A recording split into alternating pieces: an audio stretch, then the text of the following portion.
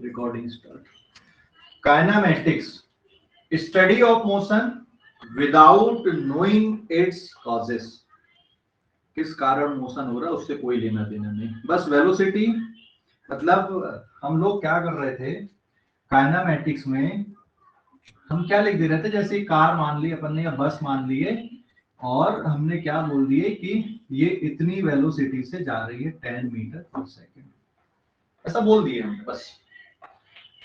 और इसका एक्सेलरेशन इतना है, तो ये आई कहां से ये वेलोसिटी है ना, या फिर ये एक्सेलरेशन अगर मैंने बोल दिया कि इसका एक्सेलरेशन यहाँ पे 2 मीटर पर सेकेंड स्क्वायर है, तो कहां से आया, वेलोसिटी आगे चेंज क्यों हो रही है ना, ये एक्सेलरेशन कहां से आ गया। तो इसका जवाब काइनेमैटिक्स में नहीं था। काइनेमैटिक्स का मतलब था सिर्फ study of motion without knowing it's causes. समझ गए बेटा, study of motion without knowing it's causes. समझ गए, study of motion without knowing it's causes, उसको क्या बोलते हैं हम लोग, काइनेमैटिक्स बोलते हैं। और अब लॉ ऑफ मोशन पढ़ने की जरूरत क्यों पड़ी, क्योंकि जैसे जैसे हम लोग आगे पढ़ते जाते हैं हमारे दिमाग में क्यूरियोसिटी आती जाती है। क्यूरियोसिटी कैसे आती, क्योंकि काइनेमैटिक्स में मुझसे किसी ने ये नहीं पूछा सर ये एक्सीलरेशन कहां से आया, हाँ बस मैंने बोला बेटा इसका एक्सीलरेशन इतना अपन ने मान लिए। और अगर मान लो उस टाइम पे पूछते भी तो बोलते कि हाँ रुक जाओ अभी ये चैप्टर फिनिश होने दो, अगला जब चैप्टर अपन लोग पढ़ेंगे तो इसका जवाब तुमको मिलेगा। और नो डाउट वही हो रहा है। अगर किसी के दिमाग में क्वेश्चन उस टाइम पे रहा होगा कि एक्सीलरेशन कहां से आ गया, ये वेलोसिटी कहां से आ गई, है ना, तो उसका जवाब अब हमारा इस चैप्टर में मिलेगा। समझ गए, उसका जवाब बेटा इस चैप्टर में मिलेगा, उसका आंसर इस चैप्टर में मिल रहा है। ये देखो यहाँ पे जैसे ये बॉल है, बॉल को जब मेरे हाथ से रिलीज हो रही तो कुछ वेलोसिटी मिल रही है, कैसे मिल रही है इसको वेलोसिटी या एक्सीलरेशन कैसे मिल रहा है यहाँ पे। तो काइनेमैटिक्स में, हाँ काइनेमैटिक्स में हम जो स्टडी कर रहे थे हमारे हाथ से रिलीज होने के बाद की बात कर रहे थे, कि हमारे हाथ से रिलीज हो गई या फिर यहाँ से डिटैच हो गई, उसके बाद की हम लोग स्टडी देख रहे थे। लेकिन अब इस चैप्टर में हमारा हाथ इसमें कितना फोर्स लगा रहा है, कितना एक्सीलरेशन प्रोड्यूस कर रहा है, कितनी वेलोसिटी इसमें प्रोड्यूस कर रहा है, ये स्टडी है। समझ गए इस चैप्टर की इस टॉपिक को, समझ गए कि नहीं। तो लॉ ऑफ मोशन में हम लोग क्या स्टडी करने वाले हैं कि जब मेरे हाथ से बॉल यहाँ से रिलीज हो रही है तो कितना वेलोसिटी आ रही है इसमें, कितना एक्सीलरेशन प्रोड्यूस हो रहा है। समझ गया बेटा, समझ गए कि नहीं, है ना, समझ गए कि नहीं, कितनी वेलोसिटी प्रोड्यूस हो रही है, कितना एक्सीलरेशन प्रोड्यूस हो रहा है, कितना फोर्स लग रहा है, तो ये सब स्टडी है। तो काइनेमैटिक्स का मतलब था study of motion without knowing it's causes, और ये अब लॉ ऑफ मोशन मतलब डायनामिक्स में हम लोग आ रहे हैं अभी। काइनेमैटिक्स और डायनामिक्स, डायनामिक्स का मतलब भी स्टडी ऑफ मोशन है विद नोइंग इट्स कॉजेस, है ना। काइनेमैटिक्स, काइनेमैटिक्स का मतलब study of motion without knowing its causes, ठीक है। एंड डायनामिक्स,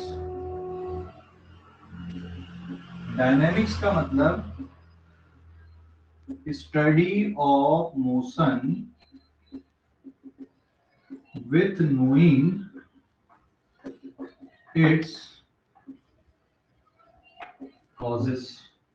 और अगर दोनों को मिला दिया जाए, दोनों को मिला दिया जाए, काइनेमैटिक्स को भी और डायनामिक्स को भी, तो इसको बोला जाता है मैकेनिक्स। इसको हम लोग ने बोल दिया भाई मैकेनिक्स, है ना, मैकेनिक्स आ गया, ये मैकेनिक्स का पार्ट है, मैकेनिकल, मैकेनिक्स का पार्ट है, और भी चीजें आती हैं, समझ गए। बट ये दो मेन हो गए, काइनेमैटिक्स एंड डायनामिक्स। क्लियर हो गया बेटा, काइनेमैटिक्स का मतलब, डायनामिक्स का मतलब। तो ये जो चैप्टर हम लोग स्टडी कर रहे हैं लॉ ऑफ मोशन, डायनामिक्स का पार्ट है या मैकेनिक्स का पार्ट हो गया, ठीक है। क्लियर हो गया, कोई डाउट, अरे बोलो जल्दी से, कोई डाउट, कोई डाउट क्या। तो यहाँ पे how this acceleration comes, how this acceleration comes. तो इसका जवाब हम लोग अब इस चैप्टर में ढूंढने वाले हैं, हाउ दिस एक्सीलरेशन कम्स। इसलिए अब लॉ ऑफ मोशन हम लोग पढ़ते हैं। ठीक है, समझ गया बेटा? बोलो जल्दी से, समझ गए कि नहीं? चलो ठीक है, फटाफट लिखो।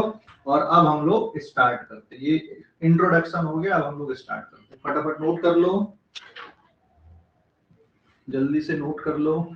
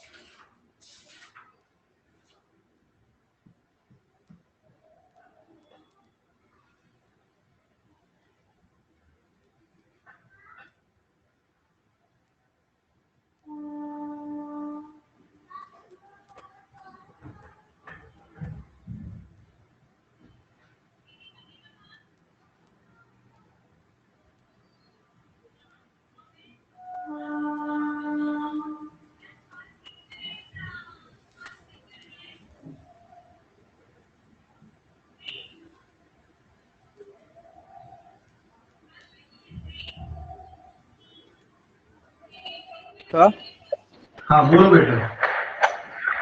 मैकेनिक्स की डेफिनेशन क्या लिखेंगे? मैकेनिक्स की डेफिनेशन नहीं लिखना, वो दोनों को मिला दिया जाए, काइनेमेटिक्स और डायनामिक्स को, दोनों की कंप्लीट स्टडी अगर करते तो उसको मैकेनिक्स बोल देते। ठीक है, तो sir the complete study of kinematics and dynamics is called हाँ मैकेनिक्स। मैकेनिक्स। हाँ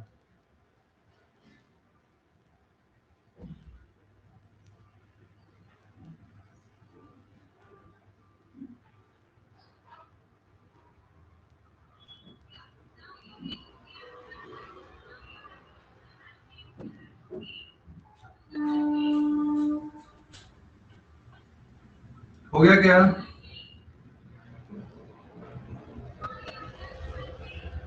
हाँ सर हो गया। Yes sir. Okay.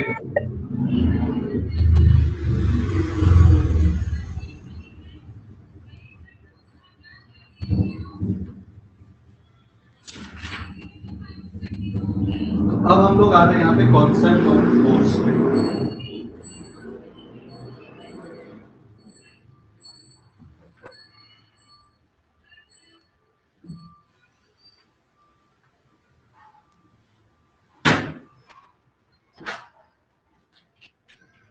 Now this is page number 1, page number 2 sorry, है ना?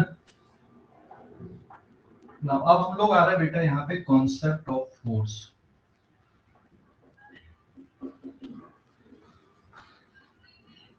What is force? बताओ भाई, what is force? What is force? ये अभी तुम लोग तो एडवांस नहीं, सबसे बेसिक डेफिनेशन आपने फोर्स की कब पढ़े थे? फोर्स जो वर्ड आया था वो सबसे पहले बुक में कब आया था? वैसे तो बुक में आपने नहीं पढ़े थे। कौन सी क्लास में? फिफ्थ स्टैंडर्ड में फोर्स आ गया था क्या? 8th standard. नहीं सर, 6th क्लास, 6th। 6, 7 मतलब कंट्रोवर्सी हो सकती सर 9। कोई 8 बोल रहा है, कोई 9th बोल रहा है। अच्छा, फोर्स वर्ड मुझे नहीं लगता है कि आपको जो जो कभी स्कूल नहीं भी गया है ना, अभी भी आता है सर। 7th में 11th लेसन था। माइक म्यूट कर लो जरा थोड़ा।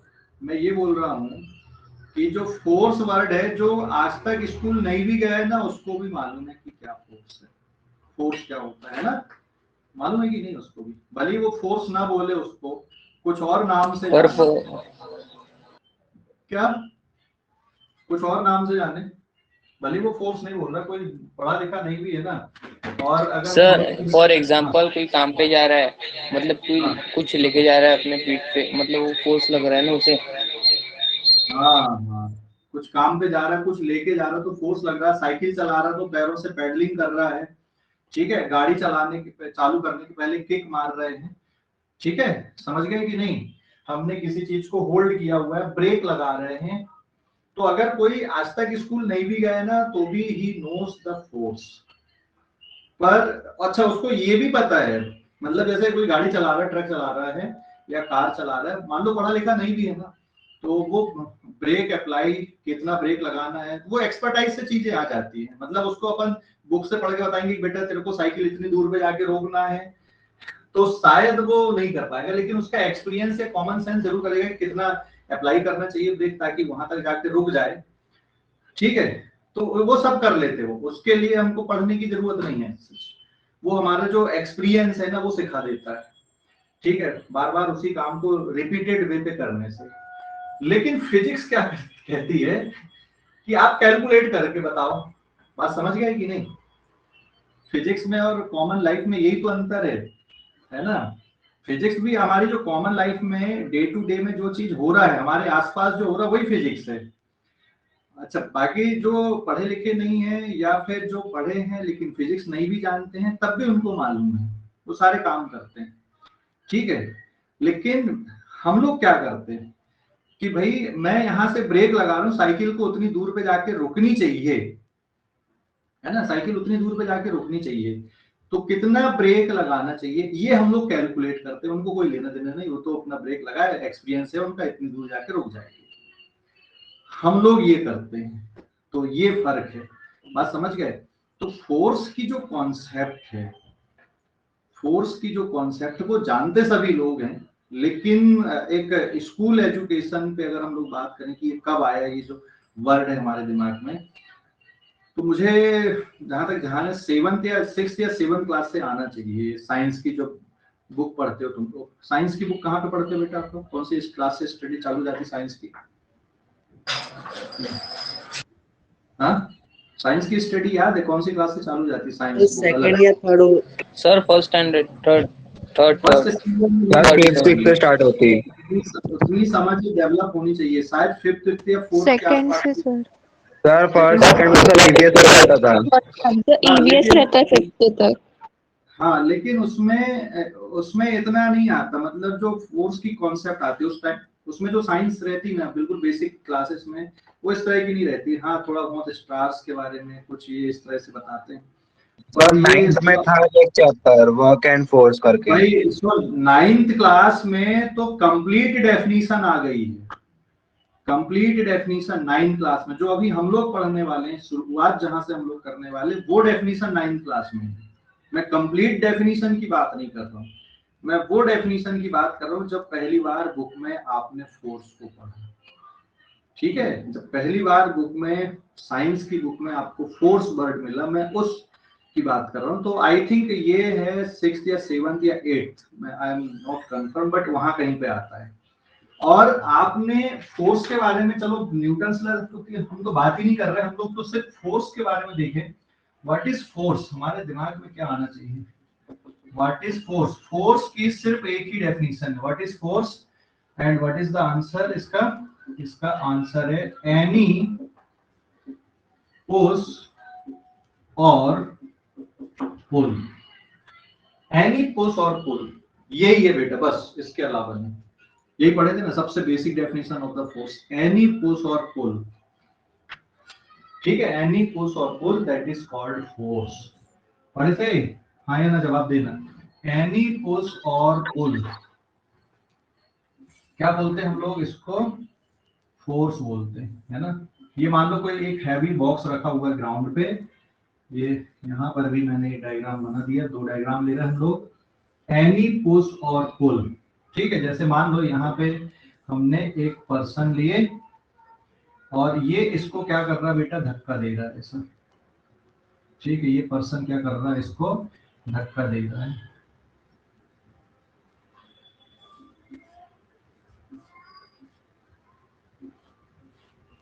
ये पर्सन इसको धक्का दे रहा है, यहाँ पे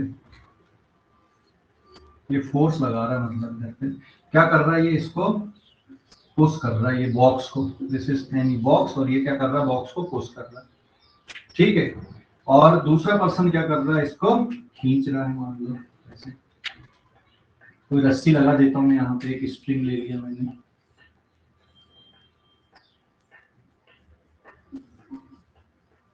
एक स्ट्रिंग ले लिए और एक पर्सन को हमने यहाँ पे खड़ा कर दिए ये, और ये क्या कर रहा है, इस बॉक्स को इधर पे पुल कर रहा है ना, दिस इज एनी बॉक्स, और ये पर्सन उस बॉक्स को पुल कर रहा है, खींच रहा है। समझ गए कि नहीं? तो फोर्स की जो डेफिनेशन है, जो सबसे basic definition, that is any push और pull, that is called force. समझ गए? एनी पुश और pull, that is called force. ये सभी जानते हैं, ये सभी जानते हैं, ठीक है। एनी पुश और पुल इज कॉल्ड फोर्स। लेकिन कितना फोर्स इस पे लग रहा है, अमाउंट कितना है ना, अमाउंट कितना है यहाँ पे, अमाउंट कितना खींचने का, वैल्यू कितनी है, उसको जानने के लिए फिर अब हमको एक सिस्टमैटिक ऑफ स्टडी की जरूरत है। एनी पुश और pull, that is called force, everybody know it, है ना, सभी जानते हैं। लेकिन what is the amount of force, कितना फोर्स लग रहा है, what is the amount of push और पुल, ये अगर जानना है तो अब हमें किसकी जरूरत पड़ने वाली, यहाँ पे सिस्टमैटिक स्टडी की जरूरत पड़ने वाली है। इसलिए हम लोग क्या पढ़ रहे हैं अब यहाँ, लॉ ऑफ मोशन चैप्टर पढ़ रहे हैं। ठीक है बेटा, समझ गए? अरे समझ गए कि नहीं, बोलो जल्दी से। Yes. हाँ, ओके, Yes, बनाओ sir. ओके, डायग्राम बनाओ, और फिर अब हम लोग डिफरेंट टाइप ऑफ फोर्सेस के बारे में आते हैं। डायग्राम बनाओ आप लोग पहले जल्दी से। तो फोर्स क्या है, एनी पुश और पुल। फोर्स में ये मत बोल देना मास इनटू एक्सीलरेशन, वो तो न्यूटन सेकंड लॉ है का स्पेशल केस है ना। फोर्स इज एनी पुश और पुल। अच्छा, फोर्स क्या कर सकता बताओ जरा, what can force do? Force क्या कर सकता, what can force do? Can change the direction, size of an object. What can force do? Force क्या कर सकता है? Do, है ना? What can force do on object ही लिखता हूँ मैं, है ना। ऑब्जेक्ट का मतलब यहाँ पे ब्रॉड सेंस में सोचना, कोई भी हो सकता है। ऑब्जेक्ट मैं भी हो सकता हूँ, ऑब्जेक्ट पेन भी हो सकता है, ऑब्जेक्ट व्हाइट बोर्ड भी हो सकता है, ऑब्जेक्ट डस्टर भी हो सकता है। क्या कर सकता फोर्स भाई? फोर्स क्या कर सकता है? किसी ऑब्जेक्ट की पोजीशन चेंज कर सकता है। It can change the state of object. Force का काम क्या है? It can change the state of object. Answer, it can change the state of object. State का मतलब समझ गए? कैन वर्ड लिखा हूं मैंने, मस्ट नहीं लिखा हूं बेटा, कैन वर्ड लिखा हूं। It can change the state of object. अभी देखो ये व्हाइट बोर्ड है, मैं धक्का लगा रहा हूँ, व्हाइट बोर्ड कहीं जा रहा है क्या? हिलडुल भी नहीं रहा, ऐसा दीवार तोड़ के उधर पहुंच गया, ऐसा हो रहा है क्या? मैं तो लगा रहा हूँ, लेकिन फोर्स, इसकी स्टेट बदल रही है क्या? नहीं बदल रही है। तो इसलिए हमने कौन सा वर्ड यूज किया? It can change, it can change the state of object. ये ऑब्जेक्ट की स्टेट को चेंज करता है, ठीक है। It can change the state of object. Clear हो गया बेटा? बोलो जल्दी से, क्लियर हो गया कि नहीं? It can change the state of object. ये ऑब्जेक्ट की स्टेट को चेंज कर सकता है ना। कैन वर्ड है, कर सकता है। जरूरी नहीं कि हर फोर्स ऑब्जेक्ट की स्टेट को चेंज कर दें, है ना। जरूरी नहीं कि फोर्स स्टेट ऑब्जेक्ट की स्टेट को चेंज कर ही दे, कर सकते हैं। लेकिन क्लियर हो गया? हाँ बोलो बेटा। नहीं सर, सर मैं भी वही पूछ रहा था, जरूरी नहीं है क्या? हाँ जरूरी नहीं है ना, जरूरी नहीं है स्टेट चेंज ही होता है। मैं इसमें व्हाइट बोर्ड पे धक्का दे रहा हूँ, ये ले पूरा खूब ताकत भी लगा दी, दीवार टूट गई क्या? दीवार टूट के उधर चला गया क्या? हैं?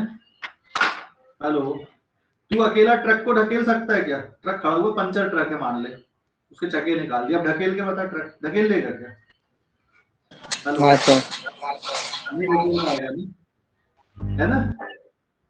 ट्रक की तो दूर की बात है, जो हैवी पलंग होते ना घर में, अगर तेरे घर में बहुत हैवी पलंग होगा तो उसको खींचना, पूरी ताकत लगाएगा तब कहीं थोड़ा सा खिसकेगा।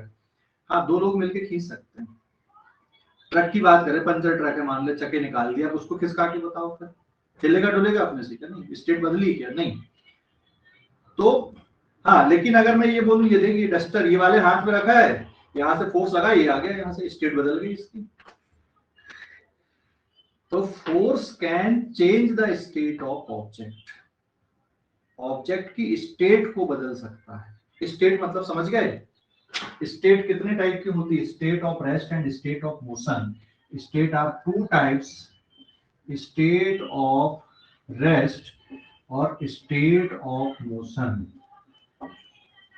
State of rest and state of motion, state दो टाइप की यहाँ पे, एक रेस्ट की स्टेट है, एक मोशन की स्टेट है, दोनों को चेंज कर सकता है। ठीक है, ये फोर्स कर सकता है। क्लियर हो गया? समझ गए बच्चों? बोलो जल्दी से, समझ गए? समझ गया। Yes, sir. ओके, जल्दी से नोट कर लो और फिर आगे बढ़ते हैं अपन। अब फटाफट नोट कर लो बेटा।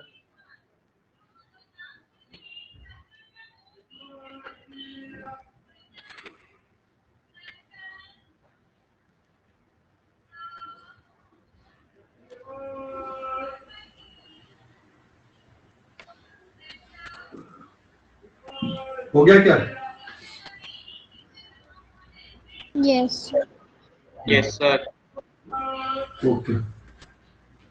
अब नेचर में कितने टाइप के फोर्सेस हैं? How many types of forces are in nature? कितने टाइप के फोर्सेस हैं? तो फोर्सेस के कुछ नाम बताओ। नॉन कांटेक्ट है कितने?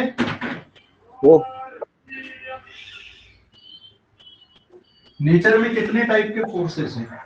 Gravitational force, और ग्रेविटी है, फ्रिक्शनल फोर्स है, Electromagnetic force. और mechanical, electrostatics, न्यूक्लियर भी है सर। Nuclear force.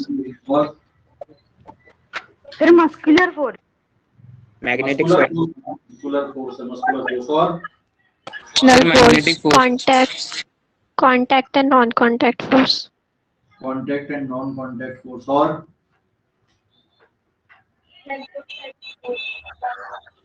कितने फोर्स जानते हो तुम लोग, है ना? कितने फोर्स जानते हो? थोड़ा सोचो आप लोग। कम से कम 10 से 15 फोर्सेस के बारे में सोचो, जितने आप लोग जानते हो। जितने जानते हो आप लोग, 10 से 15 फोर्सेस के बारे में सोचो थोड़ा सा। Types of forces. Applied force. Sir tension बेटा? Force, magnetic force, frictional force, force. Buoyant force.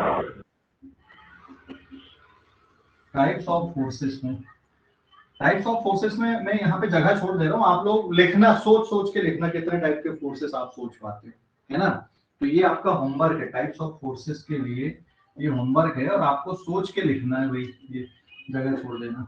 ठीक है, अब मैं यहाँ पे लिखता हूँ, यहाँ पे there are only 4 types of fundamental forces in nature.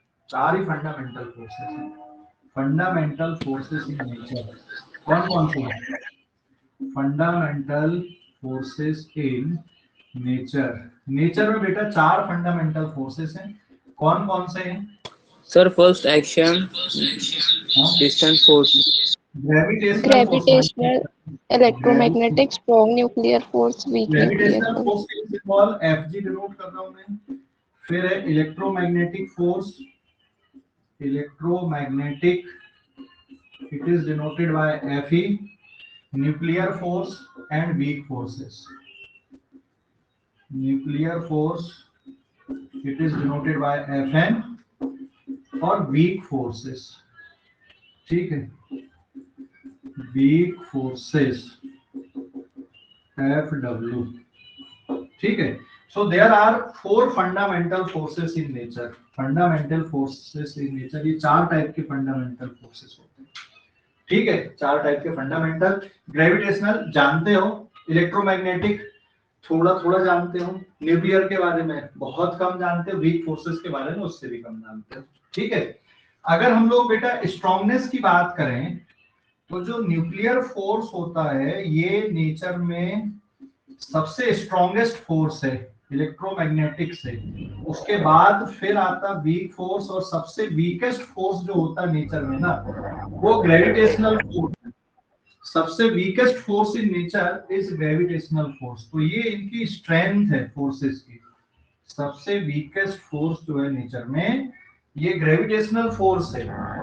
और नेचर में सबसे स्ट्रॉन्ग फोर्स कौन सा होता है? न्यूक्लियर फोर्स सबसे स्ट्रॉन्ग फोर्स है, लेकिन उसकी लिमिटेशन है। क्या लिमिटेशन है? ज्यादा दूर तक लगता ही नहीं है, बस न्यूक्लियस के अंदर ही लगेगा। और न्यूक्लियस कितना छोटा होता है, इमेजिन कर लो जरा। न्यूक्लियस के अंदर जो न्यूक्लियॉन्स होते हैं उसी में लगेगा, और जैसे ही वो न्यूक्लियस के बाहर डिस्टेंस, उससे ज्यादा डिस्टेंस वो खत्म हो जाता है। तो नेचर में सबसे स्ट्रॉन्ग है, सुपर स्ट्रॉन्ग बोल सकते, बहुत स्ट्रॉन्ग है, लेकिन शॉर्ट रेंज फोर्स है जो न्यूक्लियर फोर्स है। इसमें ग्रेविटेशनल फोर्स, इलेक्ट्रोमैग्नेटिक फोर्स, ये लॉन्ग रेंज फोर्स होते हैं। Fe and Fg are long range forces, long range force। ये लॉन्ग रेंज फोर्स होते हैं बेटा। और न्यूक्लियर फोर्स कैसा होता है? Short range force. Short range force सबसे स्ट्रॉन्ग होता है नेचर में। और इसकी जो रेंज होती है ना, इसकी रेंज होती है लगभग, इट इज लेस देन और इक्वल्स टू 1.5 फर्मी मीटर या 1.2 फर्मी मीटर तक आप सोच सकते हो। उसके बियॉन्ड जाने पे चलो 1.5 फर्मी मीटर।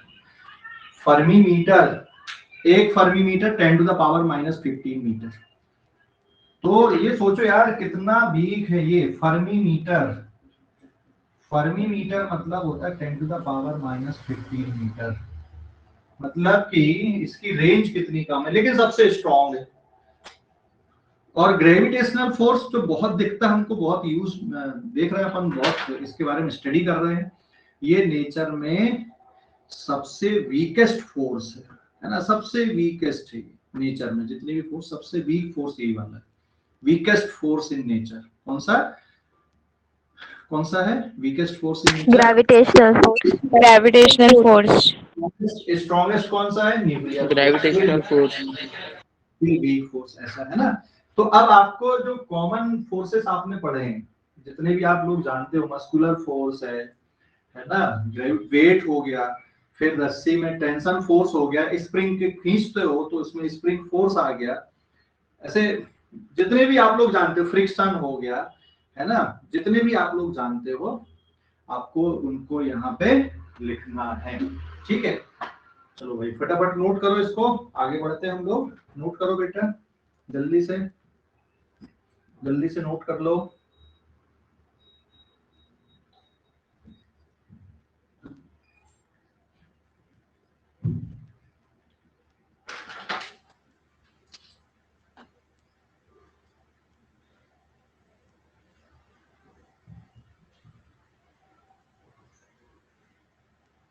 हो गया क्या? Sir wait a minute. Wait, sir. Yes sir.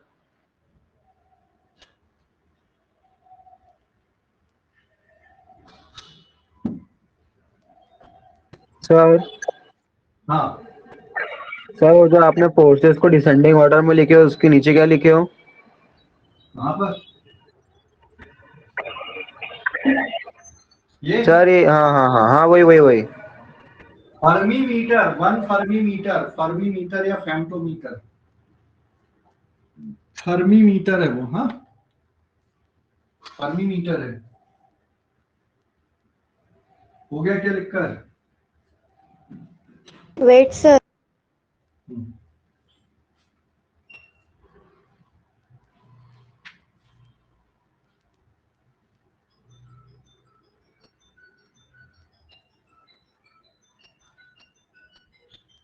Sir done. हो गया लिखकर? Yes sir. Sir 2 minute. Sir 2 minute. हाँ रुका हुआ देखिए। मेरा अगला क्वेश्चन है, how many forces, conceptual question है, कॉन्सेप्ट है ना ये। How many forces how many forces can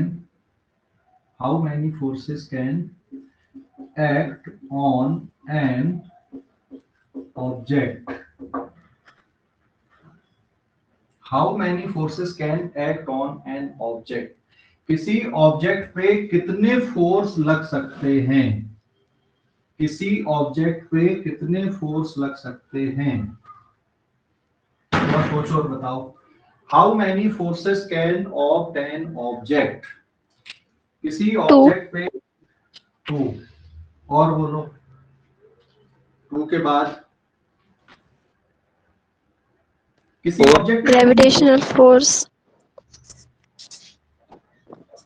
अच्छा एक बात बताओ मुझे, ये तो चलो छोड़ दो, ग्रेविटेशनल है, ये है वो है ना. यहाँ पे मैंने एक बॉक्स रख दिया, चल यार यहाँ पे ना थोड़ा 3D डायग्राम हम लोग ले लेते हैं ऐसा. किसी ऑब्जेक्ट पे कितने फोर्स लग सकते हैं, और अगर एक से ज्यादा फोर्स अगर किसी ऑब्जेक्ट पे लग रहे हैं तो उस पे रिजल्टेंट फोर्स कैसे निकालोगे? ये मान लो यहाँ पे एक बॉक्स रखा हुआ है ऐसा, दिस इज एनी बॉक्स, और इस बॉक्स को एक पर्सन यहाँ पर खींच रहा है ऐसा, ये पुल कर रहा है इसको, बॉक्स को. ठीक है, एक पर्सन बेटा यहाँ से खींच रहा है कि नहीं मैं तेरे तरफ क्यों जाने दूं, मैं अपनी तरफ खींच लेता हूं. ये पर्सन भी इधर पे पुल कर रहा है इसको, ये भी पुल कर रहा है एक बॉक्स को. समझ गए? अरे बोलो जल्दी से, समझ गए कि नहीं? यहाँ पर ये छत हो गई, ये रूफ हो गई, यहाँ से एक क्या लगी हुई है, स्ट्रिंग लगी हुई है ऐसी, है ना? समझ गए कि नहीं? यहाँ पर भी एक छत है, लेकिन यहाँ पे एक स्प्रिंग लगा दी अपन ने ऐसी, ये स्ट्रिंग है और ये क्या लग गई, यहाँ पे स्प्रिंग लग गई ऐसी. बताओ जरा अभी एक ऑब्जेक्ट पे कितने फोर्स लग सकते हैं ऐसे? यहाँ तो मैंने 4 बनाया, ये इसको इधर खींच रहा है ना सर नीचे भी लगेगा. क्या? नीचे भी तो खींचेगा ना ग्रेविटेशन. Sir infinite. तो किसी ऑब्जेक्ट पे, मेरा यहाँ पे क्वेश्चन बस इतना है कि किसी ऑब्जेक्ट पे कितने फोर्स लग सकते हैं, और अगर एक से ज्यादा फोर्स लग रहा है तो उस पे टोटल फोर्स कितना लग रहा है वो कैसे कैलकुलेट करोगे? Sir, 0. 0 कैसे बेटा? यहाँ पे what is the answer here? क्योंकि देखो ये इस चैप्टर का जो बेस है ना वो इसी पे आने वाला है. किसी ऑब्जेक्ट पे कितने फोर्स लग सकते हैं? How many forces can act on an object? Any number of forces, any number of forces depends on its state or subjected to different forces.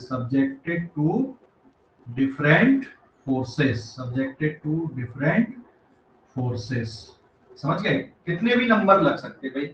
अभी जैसे यहाँ पे ये 2 पर्सन, ये मान लो पर्सन का नाम अपन ले लें, ये पर्सन X है, ये पर्सन Y है ना. तो ये भी इसको पुल कर रहा है, एक फोर्स ये हो गया F1, ये स्ट्रिंग के कारण दूसरा फोर्स हो गया F2, ये स्प्रिंग के कारण एक फोर्स हो गया F3, ये एक फोर्स हो गया F4, और जो यहाँ पे दिख नहीं रहा है ये हो गया इसका weight, gravitational force, gravitational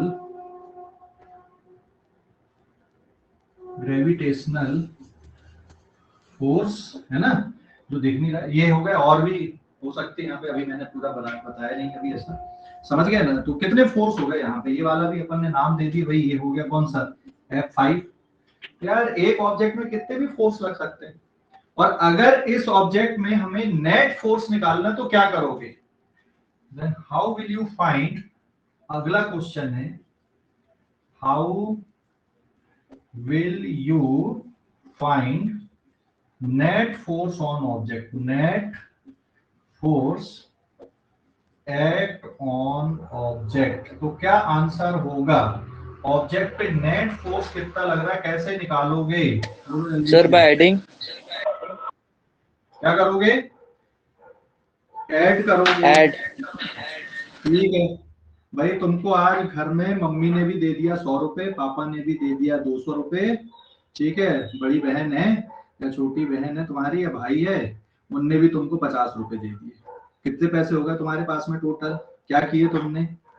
mummy ने 100 रुपए दी, पापा ने 200 दिए, भाई बहन में से किसी ने तुमको 50 रुपए दे दिए। कितने हो गए तुम्हारे पास में? 250. 350. 250 रुपए? 350 हो गए?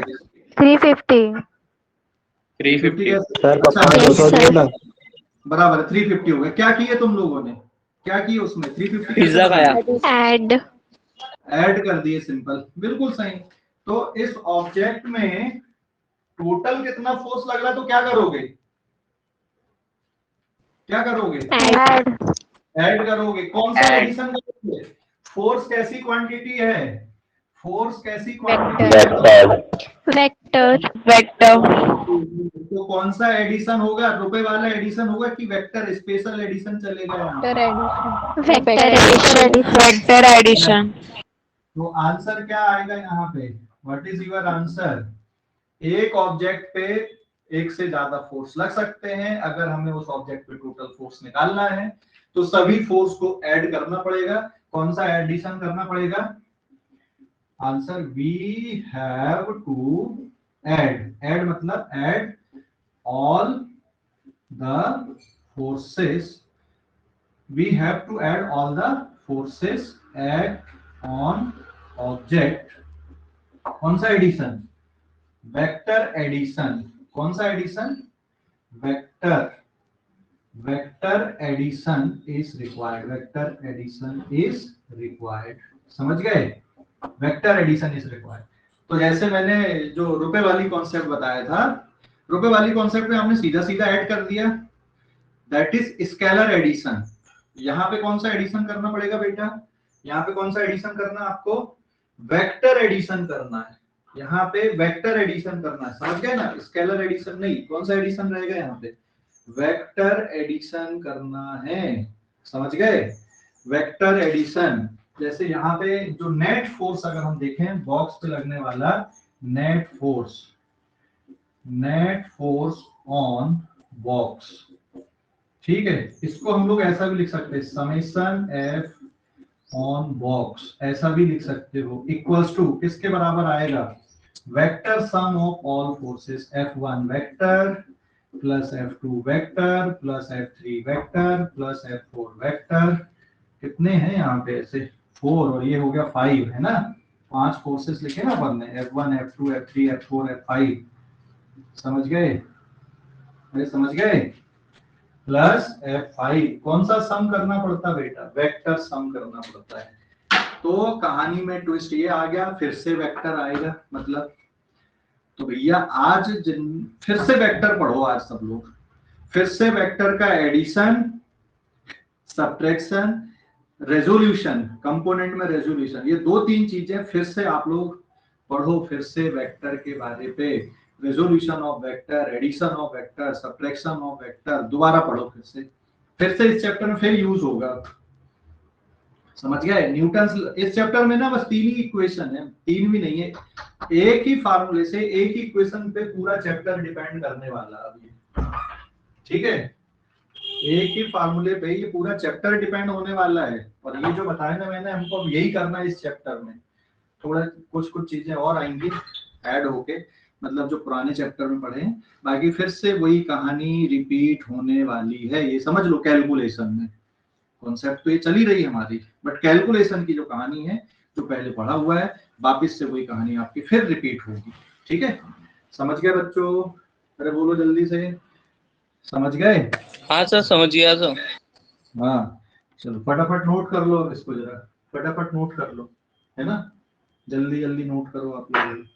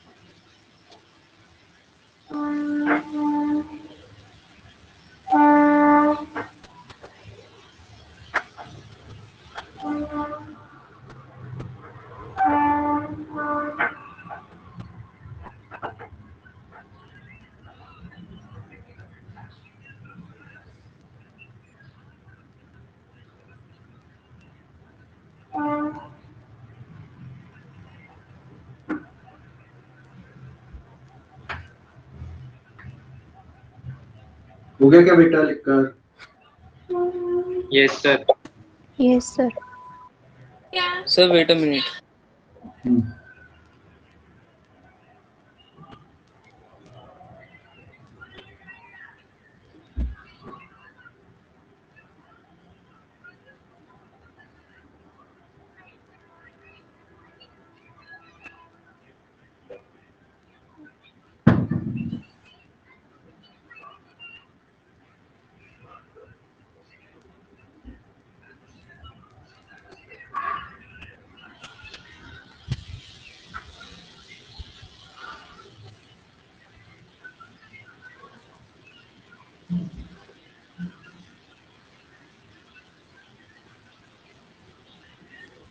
हो गया क्या?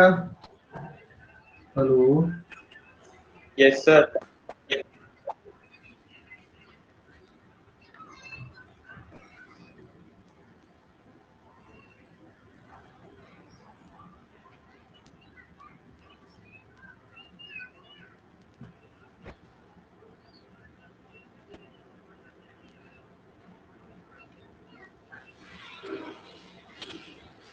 हो गया सभी का?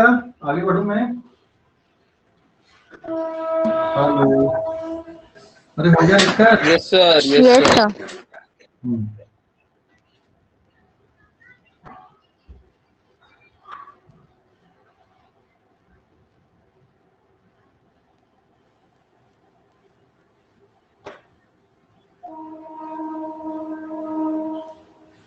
पेज नंबर 5, आगे बढ़ते हैं। अब एक और इम्पोर्टेंट पॉइंट आता बेटा इस पे, पॉइंट नंबर 3, एक और कॉन्सेप्ट है अभी, एक और कॉन्सेप्ट है। Forces always comes in pair, forces always comes in pair, है ना? फोर्सेस कैसे आते हैं हमेशा? Forces are always comes in pair, pair में ही आएंगे भाई, फोर्स हमेशा पेयर में ही आएंगे। और on the basis of ninth class के बेसिस पे action and reaction pair, action and reaction pair, it is Newton's third law, है ना? फोर्सेस हमेशा ना पेयर में आते हैं, forces always comes in pair. और जो एक्शन रिएक्शन पेयर होते हैं ये सेम नेचर के होते हैं और टू डिफरेंट ऑब्जेक्ट पे लगते हैं, एक्शन एंड रिएक्शन पेयर, ठीक है? हमेशा पेयर में आएंगे, सिंगल फोर्स का एग्जिस्टेंस नहीं है ऐसा। मतलब ये पेन खुद पे फोर्स नहीं लगाएगा, पेन खुद पे फोर्स नहीं लगाएगा, इस पे कोई दूसरा ऑब्जेक्ट फोर्स लगाएगा, पेन खुद पे फोर्स नहीं लगाता, ध्यान रखना। एक्शन एंड रिएक्शन पेयर, ये action and reaction pair Newton's third law, detail में पढ़ेंगे हम आगे चल के इसके बारे में, बट थोड़ा सा इंट्रोडक्शन करना जरूरी था। एक्शन रिएक्शन पेयर की बात है ये, action and reaction pair, action and reaction pair act on two different object पे लगते हैं, and having same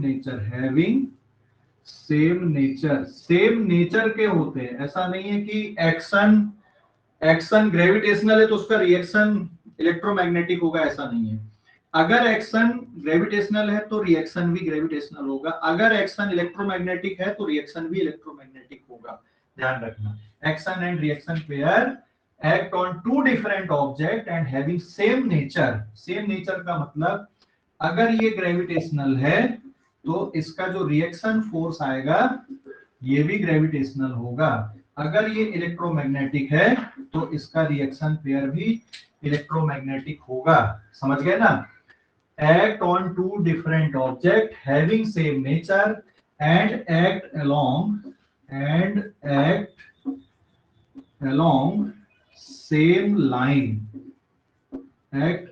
same line or line joining of object, or line joining of object। इसके बारे में ना थोड़ा डिटेल हम लोग आगे चल के करेंगे इसका, है ना। जैसे मान लो ये दो ऑब्जेक्ट ले रहा हूँ बेटा मैं, ये कोई दो ऑब्जेक्ट अपन ने लिए यहाँ पे ऐसा। चलो इससे भी बढ़िया है सिंपल सा एग्जांपल, तो आपको और भी क्लियरिटी आ जाएगी। मान लो मैंने दो मैग्नेट ले लिया यहाँ पे, ये दो मैग्नेट हमने लिए, यहाँ से आपको क्लियरिटी आ जाएगी और कॉन्सेप्ट की एक्शन रिएक्शन के। ये दो मैग्नेट है, ये इसका नॉर्थ पोल है, ये साउथ पोल है, ये भी नॉर्थ पोल है, ये साउथ पोल है। और यहाँ पे हम लोग ना दूसरे वाले डायग्राम में मैंने पोलैरिटी बदल दिया, ये साउथ पोल, ये नॉर्थ पोल, ये नॉर्थ पोल, ये साउथ पोल, ये फर्स्ट मैग्नेट और ये सेकंड मैग्नेट, है ना। This is first magnet and this is second magnet. अभी बताओ फर्स्ट वाले डायग्राम पे दोनों मैग्नेट क्या करेंगे एक दूसरे को, और दूसरे वाले डायग्राम में दोनों मैग्नेट Repulsion. पहले वाले डायग्राम पे क्या होगा बेटा, रिपल्सन। रिपल्सन होता है, ये वाली मैग्नेट में फोर्स इधर लगेगा, किसके कारण लग रहा है ये वाला फोर्स, किसके कारण लग रहा है, this is force on first by second. और दूसरी वाली मैग्नेट में इधर पे लगेगा अपोजिट डायरेक्शन पे, this is force on 2/1, this is force on 1/2, this is force on 2/1। समझ गए, समझ गए कि नहीं। मतलब F12 vector is equals to minus of F21 vector. दो अलग अलग ऑब्जेक्ट पे लग रहा है, सेम लाइन पे लग रहा है, सेम लाइन ज्वाइनिंग, ये ऐसे ये लाइन ज्वाइनिंग है, ये सेम लाइन ज्वाइनिंग है। यहाँ पे क्या हो रहा है, यहाँ पे दोनों मैग्नेट Attraction. अट्रैक्ट करेंगे, दिस इज फोर्स ऑन 1/2 और ये इस पे आ जाएगा, दिस इज फोर्स ऑन 2/1। तो यहाँ पे दोनों एक दूसरे को अट्रैक्ट करेंगे, यहाँ पे दोनों एक दूसरे को क्या करेंगे, रिपेल करेंगे।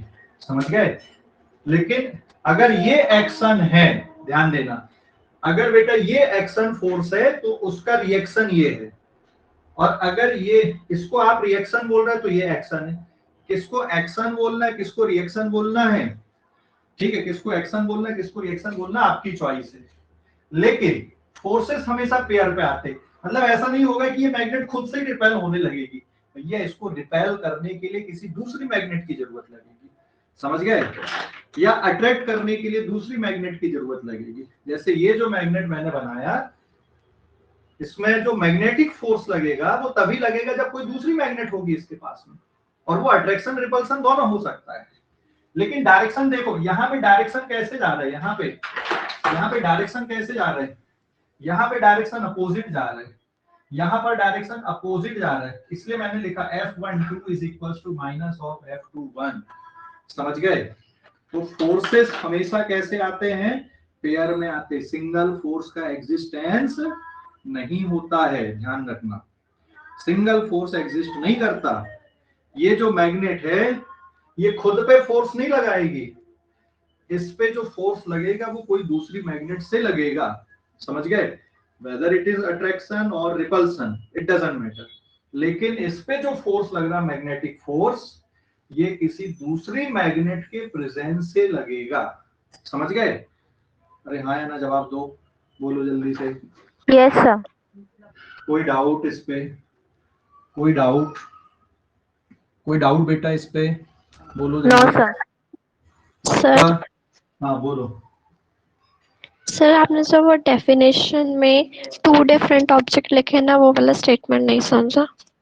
देखो जो एक्शन रिएक्शन पेयर है ना, ये टू डिफरेंट ऑब्जेक्ट पे लगेंगे, एक ऑब्जेक्ट ये हो गया तो दूसरा ये है ना। तो अगर एक्शन इस पे लग रहा है तो रिएक्शन इस पे लग रहा है ना। अगर इस पे एक्शन है तो रिएक्शन इस पे, और अगर ये एक्शन है तो ये रिएक्शन है। एक फोर्स एक्शन इस पे आ रहा है तो रिएक्शन दूसरे पे आ रहा है, तो सेम ऑब्जेक्ट पे नहीं लगते, ये डिफरेंट पे लगते हैं। फोर्सेस कैसे आते हैं, हमेशा पेयर पे आएंगे। अभी समझ गया बेटा। हाँ यस सर। ठीक है, ओके, नोट करो अब इसको, फटाफट नोट कर लो जरा, फटाफट नोट कर लो।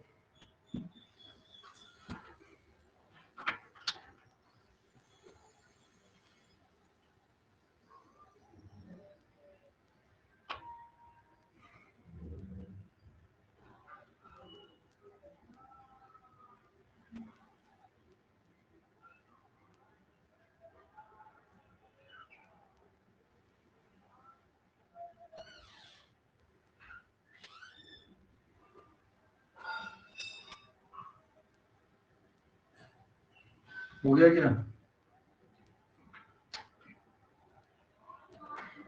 Yes, sir. Wait sir. हो गया बेटा, डन। फोर्सेस कैसे आते हैं? हमेशा पेयर में आते हैं ना। Forces always comes in pair, action and reaction. ठीक है, मिटा दूं अभी कि नहीं? Wait sir.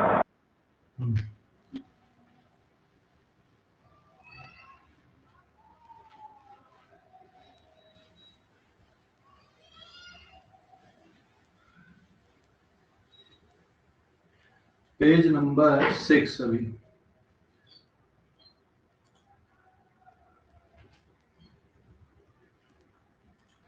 देखो पेज नंबर 6। अब यहाँ पे ना हम लोग अभी ये दो फोर्सेस के लिए देख ले रहे हैं, ग्रेविटेशनल और इलेक्ट्रोस्टैटिक। इनके बारे में डिटेल ना, इनका अलग से चैप्टर है पूरा ग्रेविटेशनल फोर्स के लिए, ग्रेविटेशनल फोर्स और इलेक्ट्रोस्टैटिक फोर्स। मतलब इलेक्ट्रोमैग्नेटिक का एक पार्ट है ये, इलेक्ट्रोमैग्नेटिक, जिसको इसको दिया न्यूटन्स ने। ये जो लॉ दिया ये किसने दिया? यहाँ पे ये दो पॉइंट ऑब्जेक्ट है, मान लो यहाँ पे है ना, ये दो पॉइंट ऑब्जेक्ट है। Newton's law of gravitation, Newton's law of gravitation, ये तुम लोगों ने 9th में या फिर 10th क्लास में पढ़ा है ना। And Coulomb's law, Coulomb's law पढ़ा है कि नहीं पढ़ा है? यहाँ पे मान लो दो चार्ज पार्टिकल है, एक प्लस है, सब पढ़ा है सर। एक प्लस है और एक माइनस है, या दोनों माइनस माइनस है। ठीक है, यहाँ पे ये एक का मास है m1, ये दूसरे का मास m2, इन दोनों के बीच में डिस्टेंस है r। ठीक है, तो बेटा दोनों एक दूसरे को अट्रैक्ट करते अपनी तरफ। ये हो गया फोर्स ऑन 1/2, ये हो गया फोर्स ऑन 2/1। ये एक्शन है तो ये रिएक्शन है। और न्यूटन ने क्या बताया अपने इस पे, न्यूटन्स लॉ ऑफ ग्रेविटेशन में क्या बताया कि भाई ये जो फोर्स लग रहा दोनों ऑब्जेक्ट के बीच में, ये जो फोर्स लग रहा दोनों ऑब्जेक्ट के बीच में, F12 का मैग्नीट्यूड या फिर F21 का मैग्नीट्यूड इक्वल्स टू Fg, और ये जो फोर्स लग रहा है यहाँ पे दोनों के बीच में, it is given by Gm1 m2 divided by कितना, r स्क्वायर। यहाँ पे G की value 6.671 10 to the power -11 newton metre square पर केजी स्क्वायर। ये है ग्रेविटेशनल फोर्स। ये लॉ किसने दिया? न्यूटन ने दिया। अभी हम लोग इसमें ज्यादा नहीं जाएंगे, मैंने बस फार्मूला बता दिया आपके दिमाग में रखने के लिए। ये पूरा चैप्टर ही है, ग्रेविटेशन चैप्टर अलग से ही पढ़ते हैं हम लोग।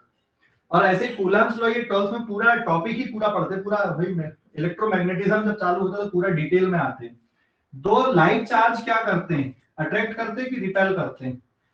लाइट चार्ज अट्रैक्ट करते हैं, रिपेल। और अनलाइट चार्ज क्या करेंगे बेटा?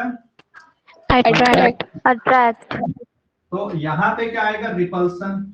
फोर्स ऑन 1/2, ये Q1 है, ये Q2 है। This is force on 2/1। यहाँ पे अट्रैक्शन आएगा, force on 1/2 and force on 2/1। यहाँ पे भी क्या होगा? रिपल्सन होगा, फोर्स ऑन 1/2, फोर्स ऑन 2/1। समझ गए?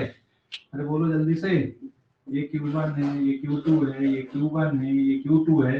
तो जो फार्मूला आता है इलेक्ट्रोस्टैटिक फोर्स का, कूलम्ब्स ने जो फार्मूला दिया, it is given bye K into Q1 Q2 divided by R square. तो फार्मूले में सिमिलैरिटी है, फार्मूले में सिमिलैरिटी है। F12 का मैग्नीट्यूड इक्वल्स टू F21 का मैग्नीट्यूड, ये बराबर है। और जो मैग्नीट्यूड है अट्रैक्शन या रिपल्सन का, देखो जितना फोर्स इस पे लगेगा ना उतना ही इस पे लगेगा। अगर ये 10 न्यूटन है बेटा तो ये भी 10 होगा, अगर ये 20 है तो ये भी 20 होगा। अगर ये इधर पे 20 न्यूटन से खींच रहा है, या M2 M1 को अपनी तरफ 20 न्यूटन से खींच रहा है, तो M1 भी M2 को अपनी तरफ उतने ही फोर्स से खींचेगा। सेम बात यहाँ पे आ रही है ना। K की वैल्यू लिख देता हूं मैं, जो K कांस्टेंट है यहाँ पे, ये के कांस्टेंट की वैल्यू एयर पे होती है 9 into 10 to the power 9 newton coulomb square पर मीटर स्क्वायर।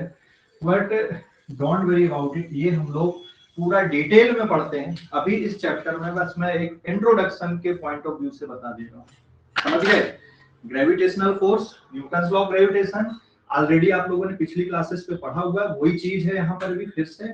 और ये हो सकता पढ़ा हो 10th में थोड़ा बहुत एक आध कहीं पे आया होगा, एक आध लाइन पे, उसके बाद फिर ज्यादा तो है नहीं इसका डिस्कशन। लेकिन इसको हम लोग कहाँ पे पढ़ते हैं, 12th क्लास में डिटेल में पढ़ते हैं। समझ गया बेटा? अरे बोलो जल्दी से, समझ गए कि नहीं? हेलो, बोलो जल्दी से भाई। Yes, sir. Yes. ओके, अच्छा अभी इसके बारे में ना बस फार्मूला बस ध्यान रखना, अभी ज्यादा जानने की जरूरत नहीं। यहाँ पे जो कांस्टेंट वगैरह आए हैं ये सब है ना, ऑलरेडी हम लोग डिटेल में पढ़ेंगे। तो बुक में अगर कुछ स्पेशल सिंबल आ गए कि ये टर्म ये है तो उस पर हमको परेशान नहीं होना, ये पूरा अपन अलग से चैप्टर पढ़ते हैं। तो यहाँ पे बेसिकली लॉ ऑफ मोशन में हम लोग इनके बारे में नहीं पढ़ रहे, फार्मूले के बारे में नहीं पढ़ रहे, समझ गए ना। इस चैप्टर में हम लोग ये फार्मूले के बारे में नहीं पढ़ रहे हैं, इनके कैलकुलेशंस नहीं पढ़ेंगे। इस चैप्टर में हमको पहले से फोर्स पता है कि इस ऑब्जेक्ट पे ये इतना फोर्स लग रहा है, ठीक है, या उस फोर्स को निकालना है डायरेक्ट कैलकुलेशन करके, वेक्टर सम करके। तो इस चैप्टर में ये कैलकुलेशन नहीं है, है ना। इस चैप्टर में कैलकुलेशन कैसे, सिंपल वाले कैलकुलेशन। सिंपल मतलब समझ गए, सिंपल वाले समझ गए। जैसे डस्टर है, डस्टर में जो दो फोर्स लग रहा है, एक तो इसका वेट लग रहा है और एक क्या लग रहा है, नॉर्मल रिएक्शन लग रहा है। तो वेट आप सीधे सीधे क्या कर दोगे, mg लिख दोगे, वेट निकल गया। तो यहाँ पे इस चैप्टर में जो कैलकुलेशंस हैं हमारे, वो इस तरह के नहीं है, सीधे सीधे कैलकुलेशन, सिंपल वाले कैलकुलेशन। समझ गया बेटा? बोलो जल्दी भाई, समझ गए कि नहीं?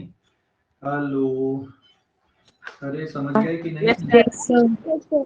ओके, आज के लिए इतना ही है, इसको नोट कर लो, कल फिर हम लोग पढ़ेंगे आगे का। और जो मैंने वर्क दिया तुम लोगों को रीडिंग के लिए वर्क दिया ना मैंने भाई, सबको करना है, 3-4 बार उसको कर लेना रीड, फटाफट नोट कर लो। सर हाँ बोलो बेटा।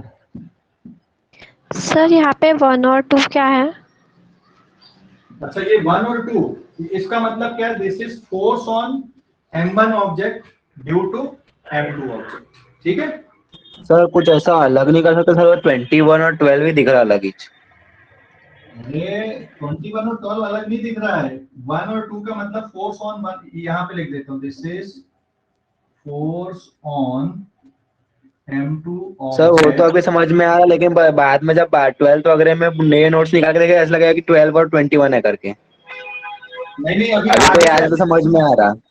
अब आगे से ध्यान रखना, आगे से जहां पर भी इस तरह की सिंबल लिखे मतलब वो एक्शन रिएक्शन पेयर के कारण लिखे गए, है ना। Force on m2 object by m1 object, ये ठीक है, अभी समझ गए कि नहीं? 2 मतलब ये सेकंड ऑब्जेक्ट भी बोल सकते हो और ये फर्स्ट ऑब्जेक्ट, ऐसा भी है ना। तो 2 का मतलब सेकंड ऑब्जेक्ट है, 1 का मतलब फर्स्ट ऑब्जेक्ट है। तो आगे जहां जहां कहीं पर भी ऐसा दिखे तो उसका मतलब ये समझना, ठीक है बेटा। और कुछ? हेलो सर बोलो जल्दी। हाँ इसको लिखना जरूरी है क्या? यस, बहुत जरूरी है। फोटो खींच नहीं लो तो अगर सर बाद में तो पढ़ेंगे इसको। नहीं अभी से लिख लो, ऐसा बाद में जब पढ़ेंगे तो पढ़ेंगे, अभी भी लिखो ना भाई, ऐसा थोड़ी है। अभी लिख लो थोड़ा सा, इतना तो लिख लो कम से कम। अभी सिर्फ इतनी अकेला थोड़ी पढ़ेंगे, बाद में इसके अंदर घुसेंगे फिर अपन, ठीक है।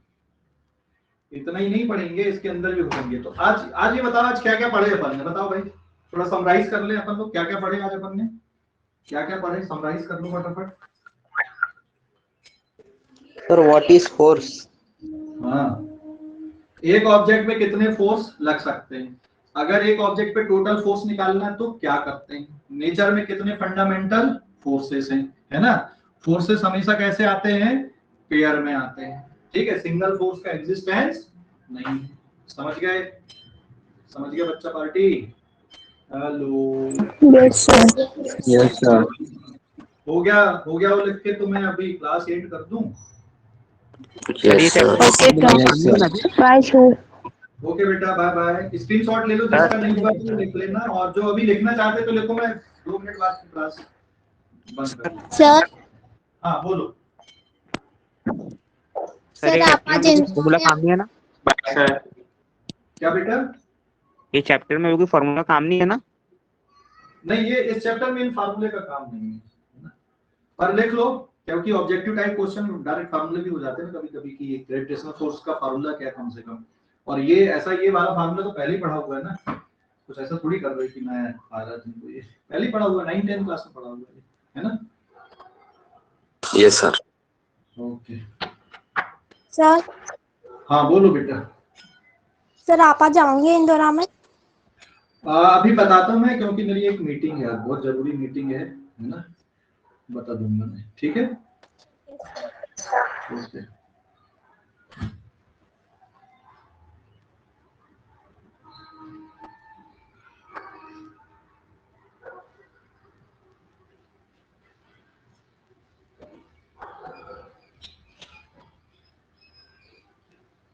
हो गया लिखकर? एंड कर दूं क्लास? Yes, sir. स्क्रीनशॉट लेके ग्रुप में शेयर कर देना और इसको लिखना लेके, ठीक है? ले लिए स्क्रीनशॉट? ले लो, ग्रुप में शेयर कर देना। हो गया क्या? Yes sir. Yes, sir.